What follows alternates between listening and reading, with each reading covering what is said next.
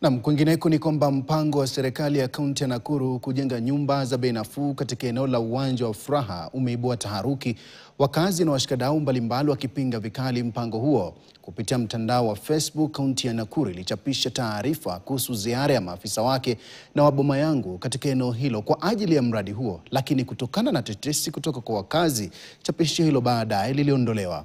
Washikadau sasa wameapa kuelekea mahakamani kupinga mradi huo. Ken Geshuhi anaarifu zaidi. Wakazi wa Nakuru, hasa wadau sekta ya michezo, wameghadhabishwa na mpango wa kujenga nyumba za bei nafuu katika uwanja wa Furaha Annex. Tunajiuliza maswali mingi. Why the government wameona tu this is the only suitable place ya kukuja kujenga affordable housing. COVID-19 ambayo ilifanya soko ikahamishwa ikaletwa hapa, na labda hiyo ndiyo imekuonyesha kama uwanja umekuwa idle. Kuna kiwanja pale ya disability. Wakijenga affordable housing, hawa wale wa disability watachezea wapi? Sitting volleyball wataenda wapi? Taarifa ya kaunti iliyoandamana na picha za maafisa waliotembelea eneo hilo ilionyesha kuwa mpango huo sio pendekezo tu, mbali hatua za awali zimeanza baada ya ukaguzi wa ardhi na stakabadhi za umiliki, na kilichobaki sasa ni ujenzi kuanza. And I'm challenging you, kama kulikuwa na public participation imefanyika kuhusu Furaha Annex kutengenezwa affordable housing, tutolee hiyo gazeti hata advertisement, toa tuone. Kwa hivyo hatutakubali kama wachezaji. Hii ni uwanja ile ambayo inatumika kuinua talent ya vijana. Baada ya malalamiko, taarifa hiyo iliondolewa kwenye mitandao ya kijamii ya kaunti. Mbona, why did they pull it down? This of course you must treat it as suspect. Hii project tumekuwa tukipiga kelele for a long time kwamba hii Furaha Stadium ifunguliwe. Hata waleo there is no official opening. Could this have been the plan all along?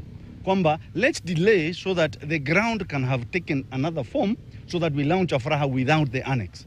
We are not asleep. Washikadau wamedai hali hiyo itaathiri hadhi ya kimataifa inayolengwa katika uwanja wa Furaha iwapo sehemu ya kiwanja itatumika kwa ujenzi wa makazi. You cannot call an international stadium enye haina training ama warm up area.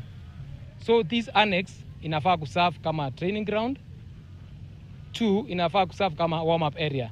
And also kuna zile local teams zetu zenye zinacheza kwa hizi taya za chini, so sitakuwa zinatumia hii ground kama home ground. Wameapa kwenda mahakamani kupinga mradi huo, wakihimiza kaunti ilenge kurejesha vipande vya ardhi ya umma vilivyonyakuliwa na mabonyenye na wanasiasa jijini Nakuru kwa miradi kama hiyo. Mashamba mingi zimekuwa grab.